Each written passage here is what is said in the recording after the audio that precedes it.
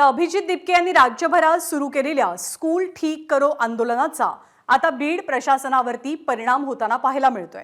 शाळेच्या वेळेत बाहेरील व्यक्तींना फोटो अथवा चित्रीकरण करण्यास परवानगी दिली जाऊ नये असे आदेश बीड जिल्हा परिषदेचे मुख्य कार्यकारी अधिकारी जीतन रहमान यांनी दिलेले आहेत। या संदर्भात गट शिक्षण अधिकाऱ्यांनी सर्व शाळांच्या मुख्याध्यापकांना एक अधिकृत पत्र काढले। शाळेच्या वेळेत बाहेरच्या व्यक्तींना चित्रीकरण किंवा फोटो काढण्याची परवानगी देऊ नये अशा स्पष्ट सूचना बीडच्या गट शिक्षण अधिकाऱ्यांनी दिलेल्या आहेत। संबंधित व्यक्तींना मुख्याध्यापकांनी विनम्रपणे याबद्दल कळवावं असंही या पत्रात नमूद आहे।